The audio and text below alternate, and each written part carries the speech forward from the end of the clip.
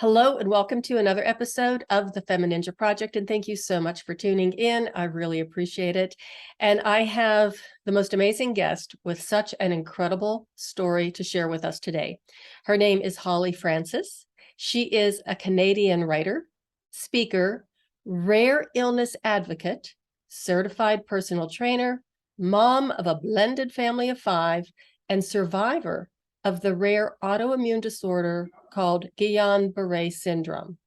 Holly is also the face behind Holly After GBS on social media, where her recovery videos have inspired millions of people around the world. She is currently working on her memoir about turning her medical horror into a crusade of helping others.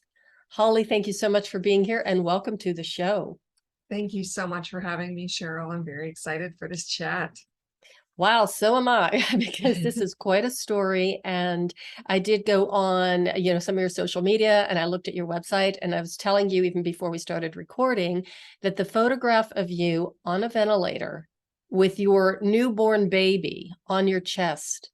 I'm getting chills again just thinking about it. I mean, what an image and what a story. So I'm just going to turn it over to you to tell the audience what happened. Absolutely. And yeah, that photo is still so shocking for everybody involved and my family, my friends. And that actually is going to be the cover of my memoir because it is so powerful. Mm-hmm. So yeah, I guess I'll just back it up. So we're going back almost 12 years ago in 2011. And I was 26 years old. I was healthy, young, vibrant, living my life. And when you're in your 20s, you think you have your whole life ahead of you. Mm-hmm. You are making plans for the future. And I had a daughter. I had just given birth but a few weeks prior, and everything was just going so perfect. My daughter was born, very healthy. We were so happy. We were so excited. And we named her Casey Marie, and life was just great. Mm-hmm. And so I was at home and I was recovering. I had a C-section with my daughter, and I was at home getting used to being a mom, getting used to breastfeeding, getting used to all the diaper changes and all that. And I remember being really excited about meeting up with my friends on maternity leave and going for walks and taking my little baby to the park. Mm-hmm. And I didn't even get the chance to do that because before I even had the chance to really recover, um, I had some things happen. And so it started with a tingle in my finger. And when I look back now, I was able to pinpoint that was actually my first symptom of Guillain-Barre Mm-hmm. syndrome. Mm-hmm. But at the time, I thought maybe I'd burnt myself. It was this weird burning tingle. Mm. So I just brushed it off. But very quickly, Guillain-Barre syndrome started to set in. And it started with, like I said, that tingle, and then progressed to weakness in my legs. So when I would walk up the stairs, it felt my legs were a lot heavier. They were more rubbery. And I was thinking like, wow, why am I so drained? Why am I so tired? I Mm. also wasn't sleeping very much with a newborn. So I'm thinking, oh, I'm just probably really exhausted. Then I started to get pain in my neck. And for context, like this is happening within several hours, so very quickly. And the tingling's getting worse, the pain is getting worse, the weakness in my legs is getting worse, to the point where I actually was like, you know what, something's not right. It's like maybe I have a pinched nerve or something. So Mm-hmm. that's what I'm thinking. So I'm in Canada. So we went to a Medi Center where you can just Mm-hmm. kind of a walk-in clinic. And the doctor looked me over really quickly and said, yeah, you probably just have a pinched nerve. Go home, just take some pain medication. So I did that, went home, and it just got worse. And I'm taking pain meds and nothing's helping. Pain's And getting so worse. you weren't by yourself. Your husband was home with you, or? Yeah, my husband at the time was home with me. Okay. And so he had taken me. And so the pain just continues and everything just gets worse and worse. And I'm thinking like, wow, this is a really bad pinched nerve. And I tried to go to sleep. It's just getting worse. I'm Googling massages, and I'm like Mm-hmm. just doing all these sorts of stretches, trying to relieve the pain in my neck. And it's Mm-hmm. just getting worse. And my daughter, I put her to bed that night. And then a couple hours later, she woke up, of course, to breastfeed. And when I stood up, I actually could no longer stand anymore. And so I actually fell to the floor And that was Wow. when I knew like something is seriously wrong with me. If it is a pinched nerve, then it's affecting my ability to walk. So I need to go Right. to the hospital. So I didn't want to bring my newborn. I mean, she was just over 3 weeks old. I didn't want her to go to the ER. Right. So I had my husband at the time. I just had him drop me off. I'm thinking, you know what? Come back in a couple hours. I'll be back soon. I'll call you once we have an idea of how long this is going to take. So I'm thinking it's going to take a few hours. And yeah, I was very fortunate that I seen a doctor that he knew right away that something was not right. I was losing the ability to grip things and Mm-hmm. stand. I was having such a hard time walking. And he said, I don't know what this is, but I'll find out someone that can help you. Mm-hmm. And a neurologist came down and saw me. Again, very fortunate that this doctor had seen a case of Guillain-Barre syndrome before. And in a way, I was very fortunate that my case was progressing so quickly. In Mm-hmm. some cases of Guillain-Barre syndrome, it can progress over weeks. And so Wow. mine was progressing over hours. And so they Mm-hmm. were able to see that quick progression.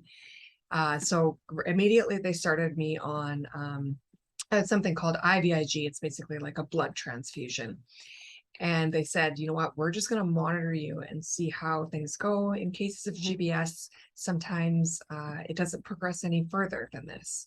And you'll be out of the hospital maybe in a week or so. And I remember at the time thinking, a week? Like, I can't be in the hospital for a week. What are you talking about? I have a baby. Like, I got to go home. Mm-hmm. And they're like, well, we're just going to see. And they were very vague. Mm-hmm. They didn't tell me very much, but basically I just continued to get worse. So eventually I called my family. They came into the hospital to see me. They did some tests, which they later confirmed that I did have Guillain-Barre syndrome. So let me just ask, at the time that you Yeah, called your family and asked them to come to the hospital, how long had you been in the hospital at that point? I had been in the hospital for maybe, I think it would have been about 7 hours by Wow. that point. And that must have been absolutely terrifying, being by Yeah, yourself and having this, parade of experts coming in and not knowing what was wrong with you. absolutely. And it was actually quite shocking because I mean, I think we're very naive to the fact we think that doctors know everything. We think that they're just going to Mhm. look at you and they know, right? And so, Mhm. and for them to diagnose me with GBS, it did take some time. And so, yeah, we were doing all these different tests and I'm thinking like, what is going on? But Mhm. I think because I was in my 20s, I was very naive. And I'm Uh-huh. thinking like, well, whatever this is, you know what? They're just going to give me some medicine and I'm going to go home and I'll be fine. It's not a big Mhm. deal. So I think yeah, I was very naive to how serious things could actually get. So Mhm. my family came to the hospital and they're saying like, she's got this very rare illness. We don't know how severe this is going to get. We're just going to monitor her. And things just continued to get worse. Eventually, I Wow. could no longer move my legs anymore. I could not get out of bed or anything. So I was completely confined to a bed. The pain was excruciating. So I was on a lot of medication. I was very Mhm. out of it, didn't quite understand what was going on by this point. Mhm. And they continued with the treatment. Things just continued getting worse by the hour. And eventually the paralysis of it spread through my body. That's what it Mhm. does with GBS is Mhm. it basically paralyzes your body. Mhm.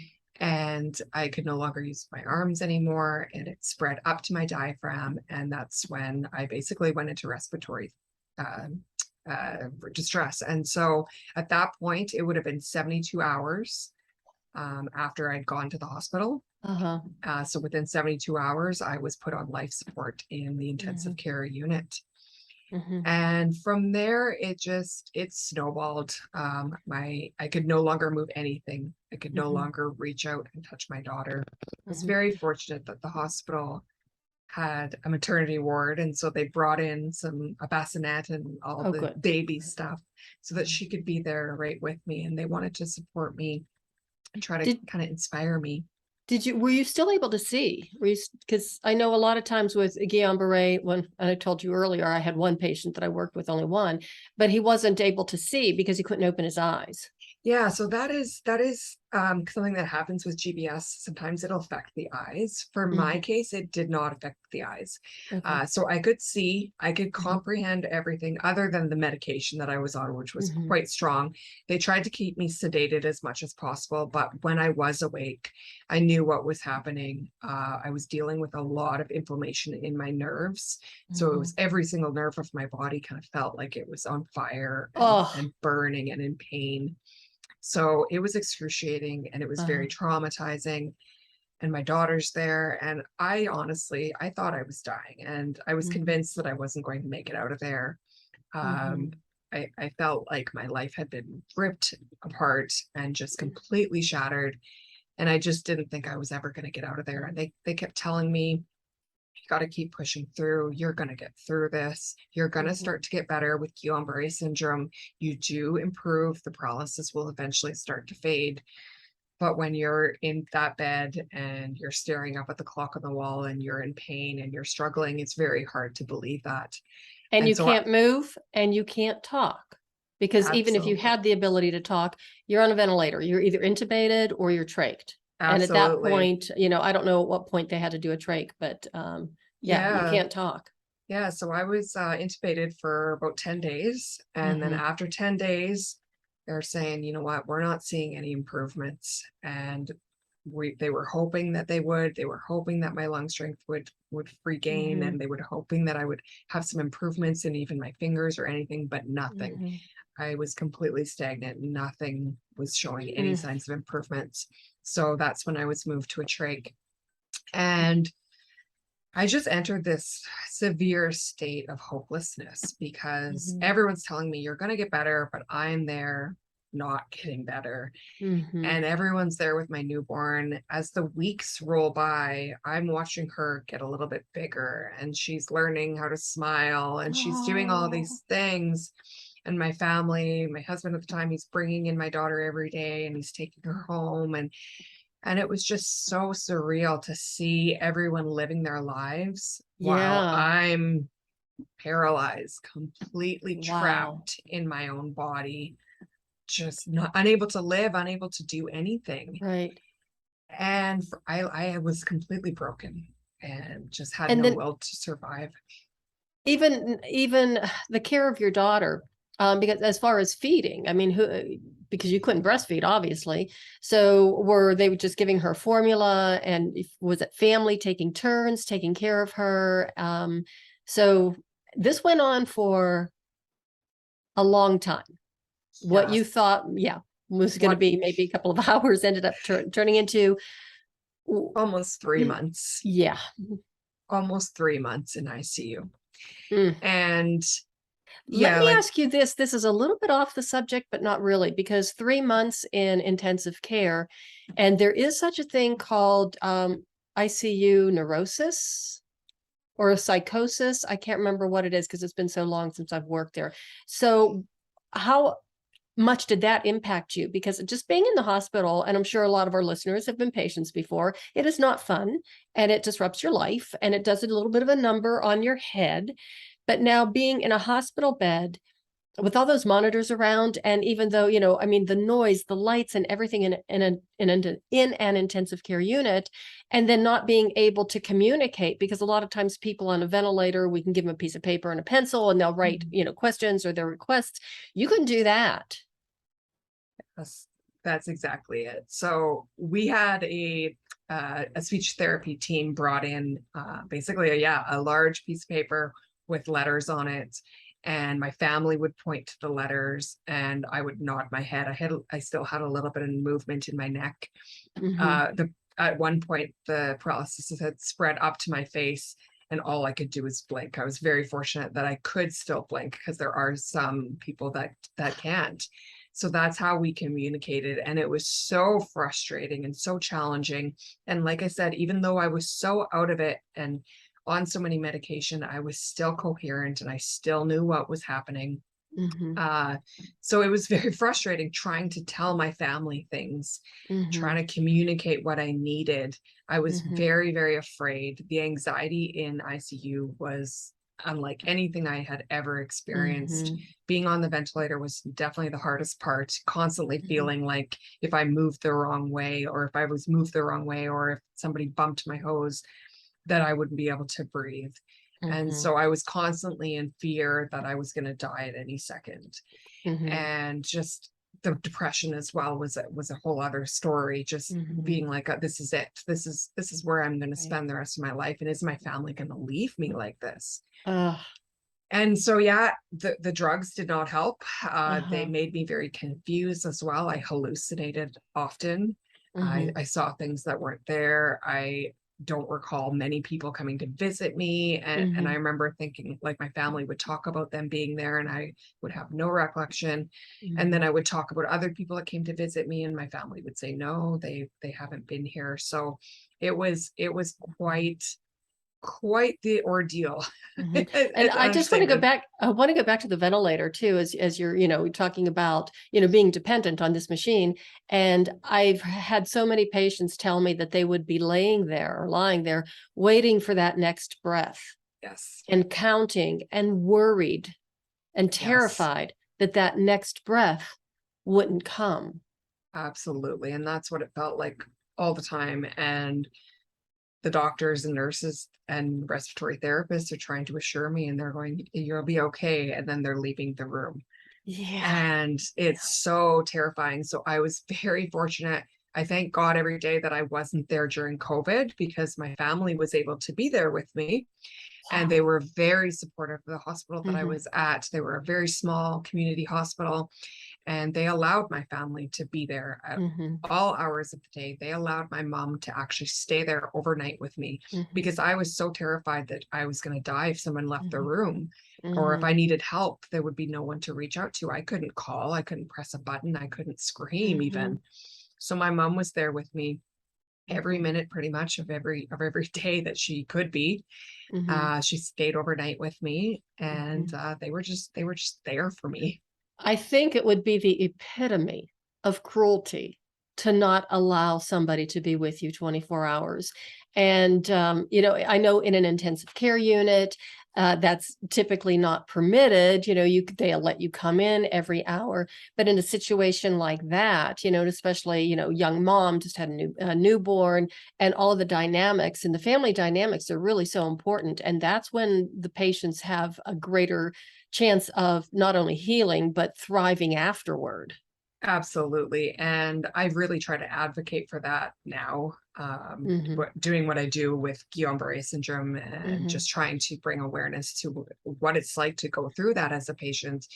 And so I try to share that with other medical professionals, that it is so important that if they can break those rules to allow that family, it not only helps the patient, it eases the burden on the medical professionals in the ICU as well. Um, absolutely. yeah, like, and with GBS too, I mean, most ICU patients aren't in there very long. With Mhm, GBS, they can be. So in my case, I mean, I was there for almost 3 months, and so mm, it's very challenging for them to kind of keep up that one-on-one care at all times. So it was my family. They did basically everything that they could to help out. And in Canada, I mean, our healthcare system, we don't always get the care that we need. Uh,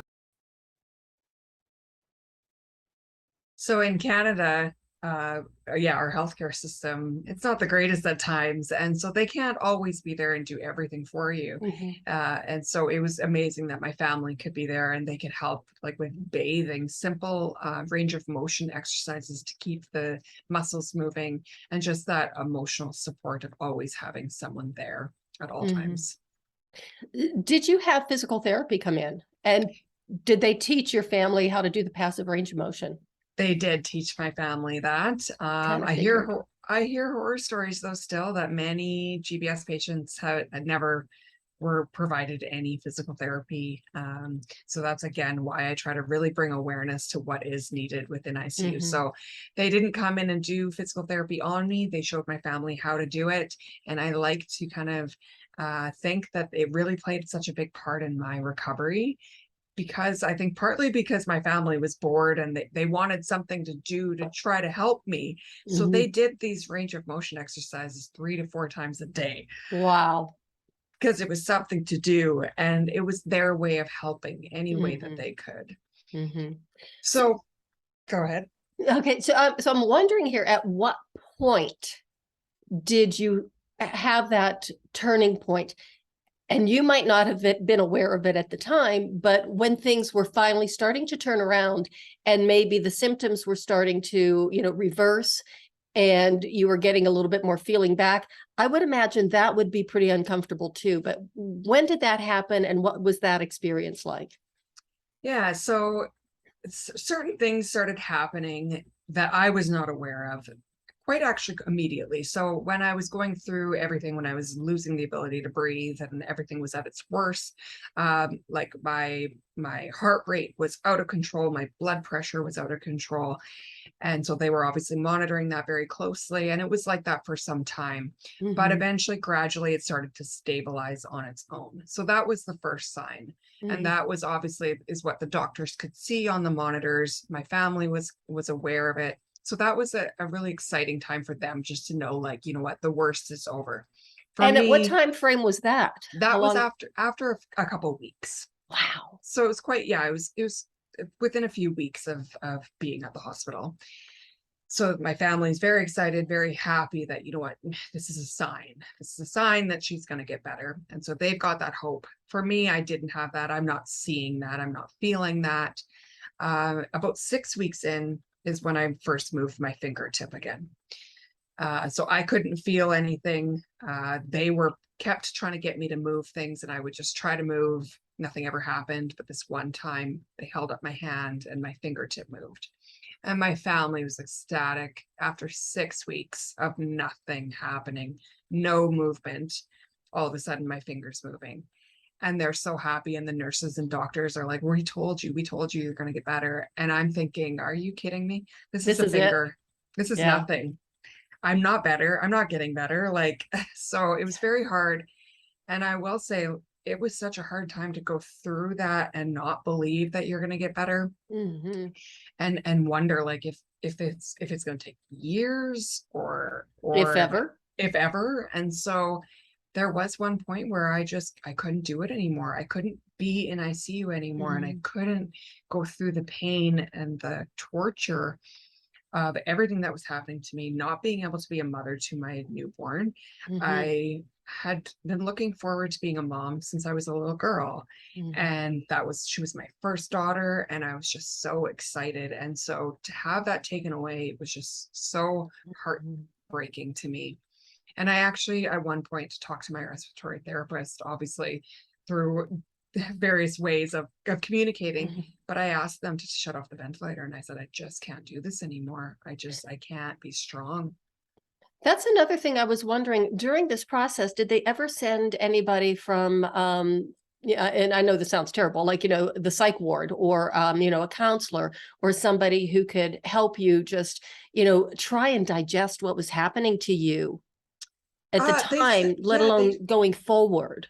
yeah, not really, to be honest. And again, yeah, I mean, they had, I believe, like it was like a reverend or of some sort, Hmm. or Chaplain. somebody, yeah, a chaplain, at the hospital. So I think that they had sent him in. And to be honest, I think I might have even turned him away and said, Hmm. like, don't come in here. Yeah, I'm a very vulnerable in a very vulnerable Right. state. Right. And so yeah, it's kind of a little bit blurry, but I do wish that they would have kind of had that. My nurses, though, they were phenomenal, and they Hmm. tried to talk to me. My respiratory therapist just continued fighting with me and was like, no, we Hmm. are not giving up on you. And I'm so thankful for them because they really were my strength Hmm. when I had none. And what they did is actually they found another GBS survivor. They had actually cared for one in the same hospital, and he had recovered completely. And they brought him in to see me. Oh. Yeah. And so I had the most amazing care team. Hmm. And when he walked into my hospital room, just to see him with a scar on his throat, just like mine. Well, I Hmm. didn't have a scar at the time, but knowing Yeah, that too. Yeah. he had been where I had been, and he Mhm. recovered, and he had little girls at the time, and he brought them in with him to visit me, and I'm thinking like, okay, if he can do this, I can do this. I Right. can get there. And so it kind of just inspired me to keep Mhm. fighting and to keep going. And Mhm. from there, it really did get slowly got better. Mhm. So I started to regain that movement. That was actually brilliant on their part, was to bring somebody who had been there. We always had like support groups, in the hospitals that I worked at. As a matter of fact, even as a respiratory student, all those many years ago, I was working with a guy who was getting ready to go in for heart surgery, and he was just, such a basket case. Who wouldn't be, right? Yeah, And I says, wait a minute, let me see if I can, find something. And I actually got a patient who was post-op, who was recovering and getting ready to go home. So I got the two of them together, and it actually started this, like this support system in the cardiac unit. And I thought, why didn't anybody else think about that? absolutely. Because nobody knows what it's like lying there in that bed on a ventilator. You can't move. And the things that are going through your head, the only person who could really understand that is somebody who's been there. Absolutely. And even the doctors were, when they were trying to explain to me that GBS was a rare disease, in my head, I was thinking rare, meaning like I'm the only person in the world. Right. And so to learn that there was other people, and there was Mhm. hundreds and thousands of other people that had actually been through what I did, was amazing to hear. And it gave me hope, and it gave me that inspiration to kind of keep fighting. Not only that, you hear the word rare, you're thinking they have no cure. If Absolutely. it's so rare, they don't know how Yeah. to treat it. And they didn't, it seemed, because Mhm. even when I was there, I was in so much pain, and I could barely get a handle on the pain. Mhm. And I was dealing with nausea, Mhm. and vomiting, and they rarely could get a handle on that. And so, Wow. yeah, they're telling me, you're going to get better one day. You're going to get back to your daughter. And I found it very, very hard to believe, especially Mhm. when time just continued on weeks until months, and I was really not getting better. Wow. Um, I just want to go back to the ventilator then, because, once you started to regain, feeling and some movement, even though it was just that one finger at the time, eventually then your diaphragm and your respiratory muscles started to kick back in. So when did that happen? How did that happen? And what was it like going through the weaning process, getting weaned off the ventilator? So the weaning process is by far the hardest challenge of my entire journey with Guillain-Barre syndrome. I would say it was around the 8-week mark. Mhm. So shortly after my finger had started moving, they said, "Yep, we're gonna see how you do, and we're gonna try these various different phases where they would have like the help of the ventilator, and Mhm. so we basically to me it felt like marathons. It felt like I was running a marathon every single time, and we started with 15 seconds, and then we started with 30, then we moved to 30 seconds, and then 45 seconds, and we just continued from there. Mhm. And every time it felt like I was going to die. It felt like I was not going to get that next breath of air. And I remember breaking down almost every single time, going, I can't do this. Like, I can't breathe on my own. And they're saying, just keep pushing. You just got to go to try for another minute longer. And I would push with everything I had. And then I would be like almost hyperventilating after, because I was struggling to recatch my breath, Mhm. and thinking, I'm not going to be able to do this. I'm never going to get off this ventilator. I can barely last 15 seconds. How am I supposed to Mhm. last 72 hours is what they were telling me before I could even get out of ICU. Mhm. And it just felt like this unattainable goal that I would never achieve, but I Mhm. kept trying. And the gentleman that had GBS prior to me, he brought in this sign, and it's the most powerful Oh. sign. And it said, courage doesn't always roar. Sometimes it's the quiet voice saying, I'll try again tomorrow. Mhm. And so when I was doing my trials off the ventilator, I would stare at that sign in front of me on the wall, Mhm. and I would think, I can just try again tomorrow. And I would just try to get past those 15 seconds, Mhm. try as hard as I could, and then I would make it, and I would go, okay, I'm just going to try again tomorrow. Mhm. And I just kept trying. I just want to kind of clarify for the audience and kind of put this into context for those of you who are listening. If you've ever been either had a prolonged illness or just had to lie in bed for a while and you feel your muscles atrophy when you get back up and you're trying to do the same activities that you do before, your muscles are just so incredibly weak and you could barely walk across the floor before you start trembling. So that's exactly the same thing that happens with the respiratory muscles. They atrophy as well. So trying to get them going again does take an incredible amount of effort. Plus, it's your breathing. And when you have difficulty breathing, that just sends you into a state of panic and that fight or flight. Absolutely. And so it was very traumatizing. It was very challenging. But my respiratory therapist just kept pushing me, kept holding out for hope for me, and just being my strength, holding my hand and wiping tears from my eyes and just fighting alongside with me. They were amazing. And they promised me that as time went on, it would get easier. Mhm. And I didn't believe them at the time, but it was true. Of and course. and gradually it started to get easier. And so then I Mhm. would be doing 15 minutes and then I'd be doing an hour, and it was like, okay, this Mhm. is doable. It's hard, Mhm. it's very hard, but I can do it. And eventually I was able to get off that ventilator. I weaned for almost six weeks, I believe. Wow. That's Wow. That's incredible. And I love to hear all that, the accolades for the respiratory therapists, because absolutely. it's an incredible profession and we do work very hard. So that's good to hear. Absolutely. Mhm. And at that point, it really was my turning point. So once I Mhm. had the trach removed, I could Mhm. obviously communicate again. And What but was that like trying to talk after being intubated and trached for, at this point, I'm trying to add this up. How many weeks had it been at that point? it would have been 14 weeks? almost 14 14 weeks? weeks. Yeah. Wow. So actually previous to that, I was learning how to mouth words, and my Mhm, family was mhm. learning how to read words and read my lips. Read lips. So I felt like I was still able to kind of communicate at that point. But yeah, to hear my own voice, you can hear it now. I believe that my vocal cords were damaged, Mhm. and I never did regain the full strength in my voice again. But yeah, just to be able to say what I wanted and not have to spend 15 minutes writing out one simple sentence was Mhm. amazing. To be able to say I love you to my daughter, Mhm. uh, by this point, yeah, so I got out of ICU and my arms were moving, my toes were starting to move. The regeneration was happening. Like you said, it was quite painful, so I was still on a lot of medication. Mhm. It was a good sign that my nerves were regenerating and starting to move again, but it was causing such like severe tingling pain in my It's nerves. painful. Absolutely.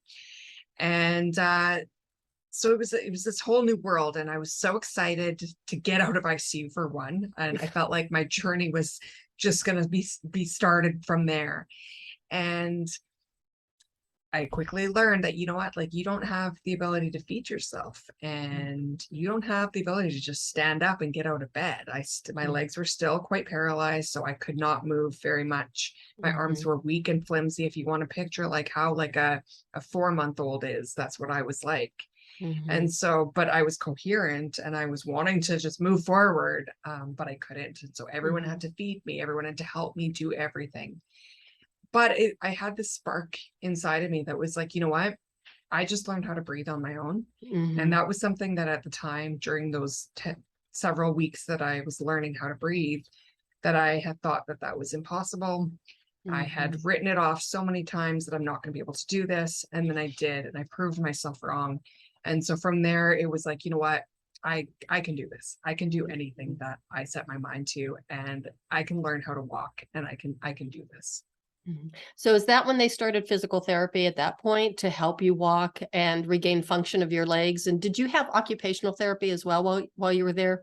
I did, yeah. So I moved to a rehab ward. It was Mhm. actually a stroke and neurology ward because GBS patients really have nowhere else to kind of go. Right. So that's where I went, and I think I was the youngest patient by about 50 years. And The rehab unit was amazing. And yeah, they came in and they just worked so hard with me. I was so lucky that I had my physiotherapist had a student helping with her, and she was doing an internship Hmm. for several months, and I was her first patient. So she was Hmm. very eager and excited, Hmm. and they were just wonderful. Hmm. And we just worked on strengthening absolutely everything. So from Hmm. my grip strength to my hands, I would basically try to stack cones on top of each Hmm. other, lifting my arms up and down, stretching all the muscles. And so we did that twice a day. It was grueling. It was a lot of hard work, but I actually really enjoyed it. It did make me feel a little bit better in Hmm. terms of like just loosening up things and not feeling so tight and stiff. I Hmm. lost 30 pounds when I was in the hospital, Hmm. 30 pounds of muscle. So it's just regaining that and moving forward. Hmm. So, at what point were you strong enough to hold your child, your baby, for the first time? And what So was that like? so she would have been, yeah, I mean, she was over 3 months old. So it would have been several weeks after I was home. Hmm. And or after I was sorry in that other ward. Hmm. And we just kind of figured out how to like move my arms and how to kind of just shift so that I could hold her in my arms. And Hmm. it was unbelievable. And I when I look back on my time, I think back how it was so hard for me to see her in the hospital room with everyone Hmm. around me, and Hmm. everyone is holding her and doing things for me. And but I was so out of it for so long that at times I forgot that she was there. And I felt Hmm. guilty about that just because I was Hmm. dealing with so much Hmm. pain and so much struggle. And so now I could actually hold her. And I felt like that was the first time that I was finally able to get to know my daughter again. Hmm. Now, one of the most amazing parts, well, I mean, the whole story is just kind of mind-boggling, but when you were talking about getting your muscle strength back with the physical therapists and, barely just lifting your arms and doing really small things, you actually ended up moving along to the point where you are now a personal trainer. So, how did that happen? And what made you decide that that was going to be something you wanted to do, was to become a personal trainer and help people get their strength?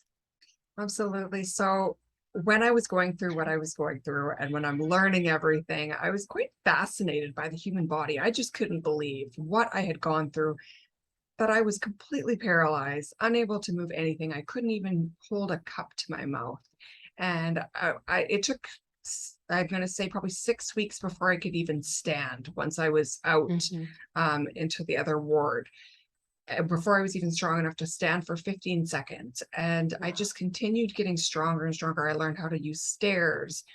And I was just amazed by what the human body could do. And I didn't want to Hmm. set limitations on myself because I had so many times throughout my journey and said, I don't know if I'm going to be able to do this. I worried that I was going to be in a wheelchair for a very long time, if not always. Hmm. There are people that have had GBS that don't fully recover.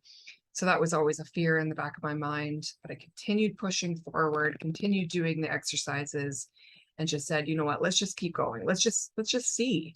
And I just kept Hmm. surprising myself and I just kept getting stronger and stronger. I went When home. what did that feel like when you were, like you said, you kept surprising yourself and kept getting stronger and stronger? I mean, what did that feel like internally for you as that was Oh, happening? it was to be in my 20s and have this confidence just given to me. Like I was like, I'm capable of so much more than I thought I was. I am so much stronger than I thought I was. Hmm. And it was very, Nice. very empowering and definitely inspired me to just go for it and Hmm. feel the fear. It was scary. I didn't know if I was going to get out of a wheelchair. I didn't know if I was going to fall flat on my face, but I wanted to try. I had to at least try. And I knew that I always thought about that sign that said, try again tomorrow. So even, I mean, my journey was not easy. There was times where I would try things and I wouldn't be able to do them. And so I would have to give it some time and work harder at some exercises and get back to that one thing that I was trying to accomplish. And then I Hmm. would. And so I just continued pushing. I got out of the hospital after 126 days. So my daughter was almost 6 months old by that point. And again, I went home in a walker at the time. So I had recovered well enough that I was walking around using a walker. I couldn't lift up my baby, but I could kind of hold her in my arms still. Mhm. And I was at home. I wasn't able to do much, but I just continued working on my therapy. I did outpatient therapy for several days a week. And I did that until basically till I was almost recovered. So I wasn't completely Mhm. recovered. I was weaker than the average person, but I could pretty much do anything and everything that I did before. So it might have taken a little bit longer. It was a little bit more challenging, but I could do it. I could by that point pick up my daughter and everything. Mhm. And so from there, I kind of just knew that my recovery was on me. So I knew that I wasn't 100%. It was really hard for me to get all the way to the ground. It was hard for me to get up off the ground and things. It was hard for me to do stairs, but my physiotherapy was done. And so it was kind of like, you know what? My therapy's on me. And if I want to get any better than this, then I have to be the one to put in the work. I don't have a physiotherapist there with me anymore. Mhm. And so that's what I did. They had given me some stuff to work on at home. They had given me some exercises, and I just did that. And I worked on those exercises sitting on my couch. I did Mhm. whatever I could. I went for walks around my block, even though I took forever to walk very far. And I just kept going and I just kept pushing. And every time I just continued to surprise myself. I eventually got into running and it was so awkward at first. It was just like I felt like this like giraffe trying to run and my limbs just felt strange and I couldn't feel them properly because I actually still to this day I still don't have any feeling back in my feet. Mhm. Wow. So but I did it anyways and I got better. Every time I went, I got a little bit better and it got a little bit faster. And I loved the way that exercise made me feel. It Mhm. gave me confidence and it just gave me this adrenaline boost and it made my muscles feel better. I was dealing with a lot of pain, a lot of nerve Mhm. pain, a lot of Mhm. tightness. And the more I exercised, the better that got. Mhm. So I stayed consistent and eventually it just became a lifestyle for me. I never Mhm. exercised before I had GBS. I was always thought it was just such a pain. I just wasn't into it. Uh-huh. And after this, I just started to really love it and Mhm. started doing it 5, 6 days a week. Mhm. From there, I started talking about my journey and what I went through. I started sharing about it with the world and on social media and with my friends and family because nobody truly understood what it was like to go through GBS. And everyone was Mhm. asking me, how do you survive what you did? And what was it like? And so I was just sharing it out there and trying to bring awareness to Mhm. GBS and what it does to somebody. And people started coming to me. I started connecting with people all over the world that had been through GBS as well. And they're coming to me and they're saying, how did you overcome that? And how did you get to where you are? And people are asking me all these questions about fitness and exercise. And I'm like, well, I don't know much, but this is what I did. And Mhm. eventually I went, you know what, like I want to learn more. And so that's where when I pursued my personal training certification. Mhm. And I think it's just been so motivating for me and for many others just to remind Mhm. people of where I came from. And so Mhm. the average person that's maybe struggling with trying to get fit or struggling getting into exercise, I feel like my story can really inspire them that if Mhm. I can go from very, very rock bottom and get to where I am, that there is hope Mhm. for you as well. Mhm. Excellent and great message. I'm really curious because I know that you have, your videos on social media. So I'm wondering, I mean, was your family videoing you, even right from the very beginning when you were a patient? So you have all those videos and that's how that happened. Did they do that just to chronicle your progress so you could see it, once you recovered? Did you or did they ever imagine that these videos could actually go, worldwide and actually Absolutely. go viral? We had no idea. No. So how it happened is that, yeah, for the first probably week and a half to 2 weeks where I was in the hospital, I have no pictures from that Mhm, time. Um, that patient that the nurses had brought in, his name was Kit, and he actually had a video. and his family and doctors, and I'm not exactly sure why, but they had chronologically put together his videos and put it together so that they could show other GBS patients. Mm. That was something that they had wanted to do, and they wanted to educate others.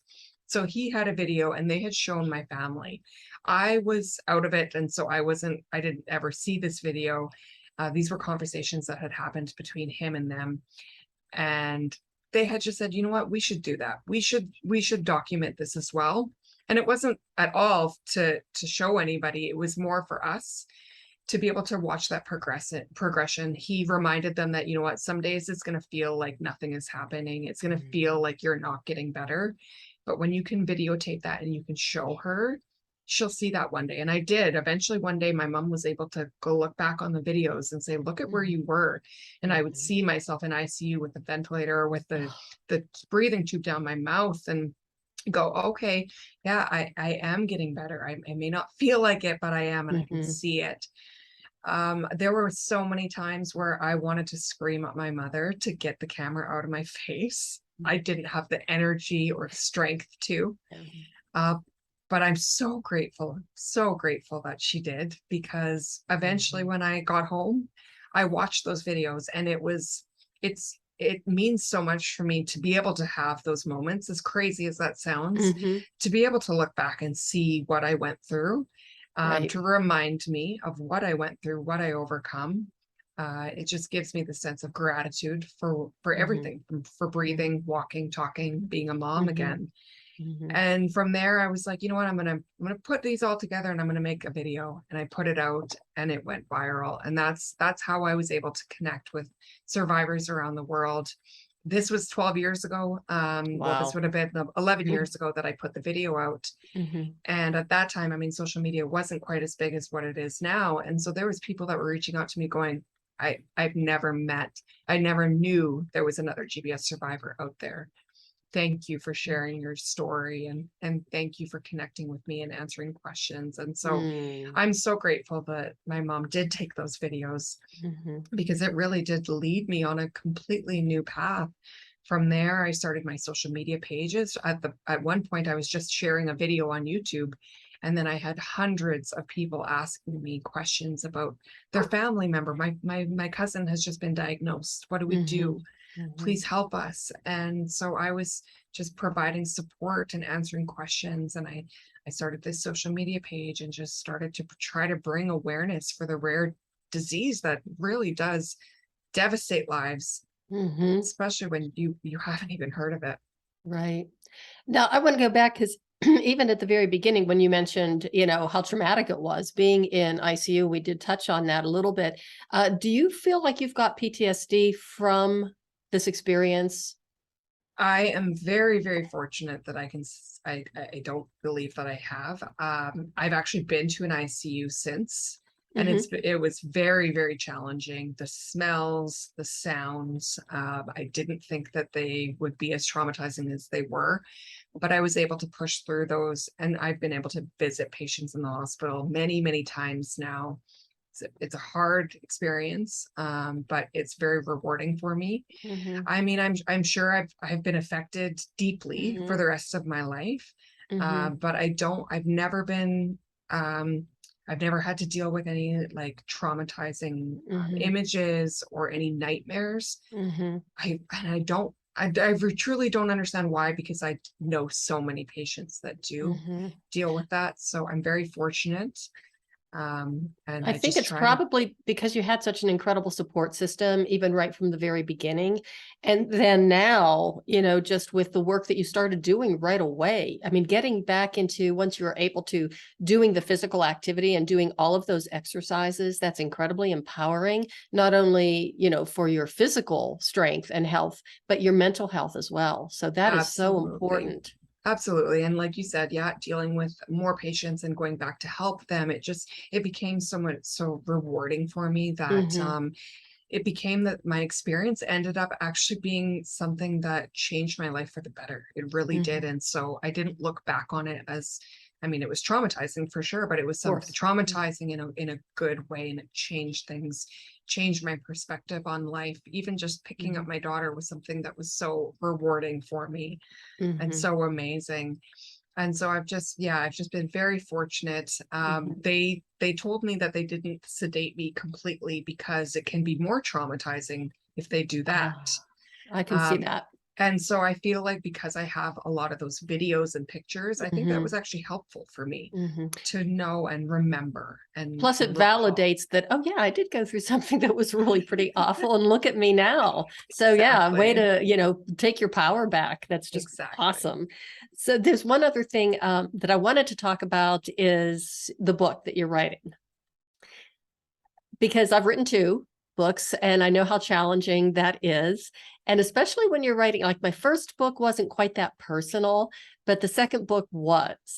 And, taking that roller coaster ride all over again, to me at first it was fun because I could remember sitting there and I was typing and I was laughing so hard that tears were rolling down my face, and it was just, oh my goodness, this is great, I'm so glad I did it. And then 2 days later working on a story that wasn't quite so positive and happy, and I'm just like, hey, wait a minute. And so all of those emotions, that roller coaster, but it was okay until the book went it was published. And once it was published, I had probably 3 really bad weeks of feeling like I had been stripped naked Hmm. and left walking down, downtown in the middle of, the busiest time, stark naked for everybody to see. So tell me about the experience of writing the memoir.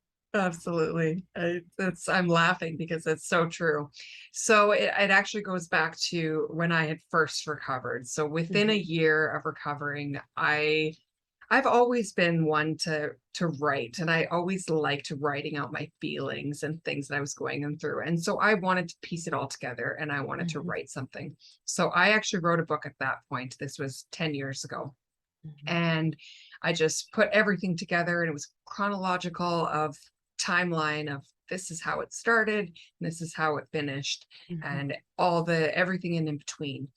And I published that book. I really only published it for my family and friends, just to Mhm. kind of explain to them, you know what, this is what it was like, because it was Mhm. impossible to explain Guillain-Barre syndrome and being in ICU for that long in a conversation. Mhm. So I wrote it that way. And then the book ended up skyrocketing within the GBS community and outside as well, to others that Mhm. were going through challenging times. Mhm. And it was like, I have something here. I've got something that I've gone through. So as the years went on and I continued sharing my story, and I mean, I've done lots of podcasts over the years, and I've done lots of speaking engagements over the years. And you're completely right. Is that after the first book, I realized, you know what, like I was in my 20s when I wrote that, and there was a lot of stuff that I didn't Mhm. share for Mhm. various reasons. And so I Mhm. wanted to go back and I wanted to rewrite it again. And I wanted to obviously add some things that had happened since then. After I had recovered, I got involved with the GBS Foundation here in Mhm. Canada. I started volunteering with them, started running awareness campaigns and organizing events. And so there was just so much that had happened, and there was more that I knew about GBS, and I wanted to incorporate that into a new Mhm. book. So for the past 5 years, I have been writing the book, Mhm. and I just finished, and it'll be Mhm. published. Yeah, it'll be published at the end of December, early January. Wow. Yes. And Congratulations. I'm so excited for people to read it. It's so funny that you say that though. So the ARC has actually gone out, the advanced reader copy has gone out to about 150 people. And Mhm. yeah, it's that naked feeling of like, yeah, I went through a lot. Yeah. And especially in ICU, I mean, there's a lot of tender moments that I had to Mhm. experience, and it's all out in the book. Yep, and once it's out, that was my feeling was, "Okay, it's out there now. I can't get that genie back in the bottle," and, did I do the right thing? Yeah, but, congratulations. Thank you. I'm really excited for you. Thank you. Yeah, no, it's gonna be wonderful. The first book has helped a lot of people, and I Mhm. still get messages to this day of just people around the world thanking Mhm. me for sharing their story and for putting into words of what they went through. Mhm. Just saying like it's just so similar. Our cases are all so similar, and you Mhm. were able to just explain it, and so they're able to use it for their family and friends Mhm. to try to understand what it is that they had to go through and what they have to go through now after Right. you recover from GBS. there's a lot of different residuals that we deal with, whether that's weakness or pain or fatigue is a big one as well. And so just kind of being able to bring that awareness for family members, even medical professionals. I mean, I have gone through the disease that they study and they may know a lot about it, but they've never lived through it. So to be able to share that experience with them has been amazing. And I've met a lot of great doctors over the years that have thanked me and said, thank you for sharing this story. Wow. And so that we can better understand what it's like. What a story. And, thank you so much for being here today and sharing your story. It's just incredible. And I love the fact that you said how you realized that you were a lot stronger than you thought you were. I think we all are. I think we are. And I try to tell that to people. Like, I try to even tell that to myself these days. Like when I go through hard days, it's like, you can get through this. We don't think that we can, but we all kind of have this reserve of strength within us until we're put to that test. But you just kind of have to believe in yourself and believe that you can overcome anything. Exactly. So where can people get a hold of you? I want you to give, the links to your social media website. It will be in the show notes, but I really like to give my client or my guests the opportunity to verbalize it themselves, so people know where to find you. Absolutely. So my website is www.hollyaftergbs.com. So that's where you can find pretty much anything and everything about me there. You will be able to find my social media links there, but I'm mostly on Facebook, Instagram. I put out a few TikTok videos here and there, and then I do have my YouTube channel. So my YouTube channel is more geared towards people that have overcome GBS. So there's a lot of videos aiming towards like some of the common questions that I get. And then Facebook and Instagram is where I just kind of hang out and share my life. Awesome. And let me see, the book. When the book is published, what's the best place for people to find it and buy it? On the website, either on my website or it will be up on Amazon. So Amazon, as well as kind of any major book retailer, it will be available. I'm starting with the Kindle version and paperback version first. So that will be out in beginning of January. The book is called Life Support Surviving Guillain-Barre Syndrome. And the audiobook will come out probably a couple months after that. So I will be recording it myself, which I'm really excited about.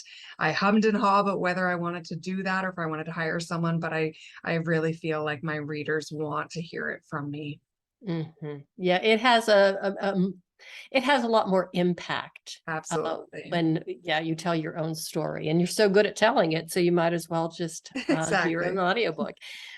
Oh, Holly, it has just been what an incredible roller coaster ride. I mean, and to see you looking so beautiful, so strong, so healthy, so vibrant, is just, it's really wonderful to see. So congratulations on all your hard work. And thank you so much for what you are doing to help get the word out and help support other people with Guillain-Barre syndrome. Thank you very much for having me. It was a pleasure.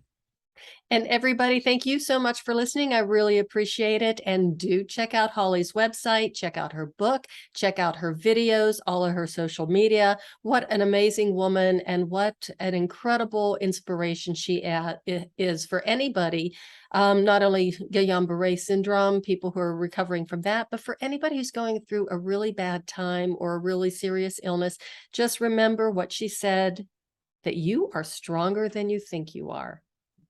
Believe in yourself, never give up, and try again tomorrow. And that is the way of the FemiNinja.